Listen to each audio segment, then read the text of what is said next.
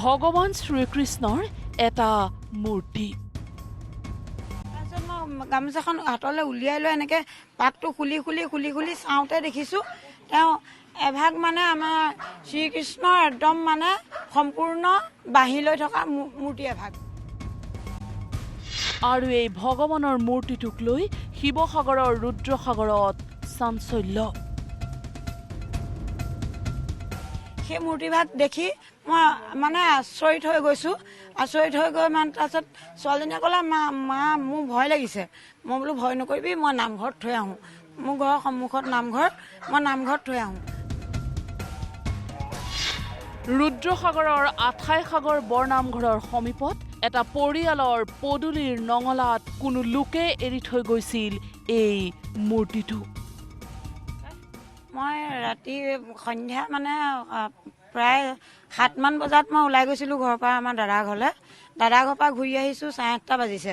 8:30 বজাত মই ঘূৰি আহি মোৰ নিজৰ ঘৰৰ জপনাখনত এটা কেৰি বেগ ওলমি আছে। কেৰি বেগটো কোনে থলে বুলি মই কেৰি বেগটো লৈ গুচি আহিলোঁ। কেৰি বেগটো ঘৰত আহি ছোৱালীজনীক সুধিলোঁ যে জান ঘৰৰ পৰা কোনোবা আহিছিল নি? বোলে নাই অহা। তাৰপিছত মই কেৰি বেগটো মানে খুলি এনেকৈ চালোঁ, ওপৰতে তামোলপাণ 4যোৰৰ সৈতে এটা সৰু কেৰি বেগ আছে। সেই কেৰি বেগটো উলিয়াই মই থলোঁ। থৈ পেলানি দেখিছোঁ নতুন গামোচা এখনে বস্তুভাগ মানে মেৰিয়াই থৈছে। মেৰিয়াই থলত মই পলিথিনটো থৈ ল'লোঁ। লৈ গামোচাখন কি আছে বুলি এনেকৈ থওঁতে মানে কটককৈ শব্দ এটা শুনিলোঁ। শব্দটো শুনি মই ভাবিছোঁ মোবাইল বুলি ভাবিছোঁ।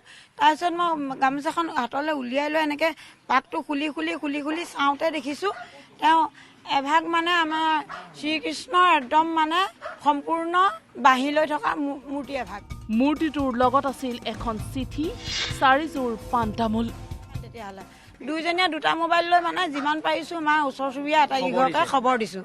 খবৰ দিয়াৰ পিছত মানুহখিনি যেতিয়া আহিলে তেতিয়া নামঘৰলৈ গৈ এখন তামোলিপিয়াত সম্পূৰ্ণকৈ বস্তুভাগ উলিয়াই চাইছোঁ।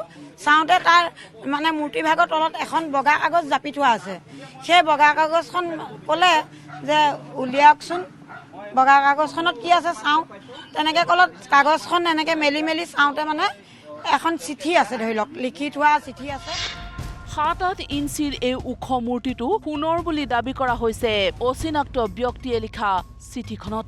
চিঠিখনত লিখিছে যে এভাগ আমি আজু ককাৰ দিনত পাইছিলোঁ মূৰ্তিভাগ সম্পূৰ্ণ সোণৰ হয়। আমি আজু ককাৰ দিনৰ পৰা সেৱা পূজা কৰি আহিছোঁ। চিঠিখনত মূৰ্তিটো এৰি থৈ যোৱা ব্যক্তিগৰাকীয়ে উল্লেখ কৰিছে যে এই মূৰ্তিটো তেওঁলোকৰ বাসগৃহত আছিল প্ৰায় 12 বছৰ ধৰি। কিন্তু মূৰ্তিভাগ তেওঁলোকৰ বাসগৃহত থকাৰ বাবে পৰিয়ালটোত 4টাকৈ মৃত সন্তানৰ জন্ম হৈছিল। আৰু এই মূৰ্তিভাগ বাসগৃহৰ পৰা আঁতৰাই আঠাইসাগৰৰ এখন সত্ৰত দান দিবলৈ সপোনত কৈছিল ব্যক্তিজনক।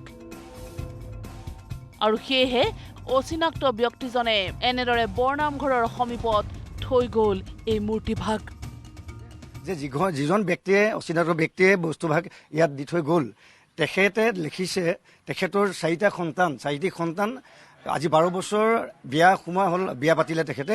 4টি সন্তান জন্ম হ'ল, এটাইকেইটি সন্তানেই মৃত অৱস্থাত ভূমিষ্ঠ হৈছে।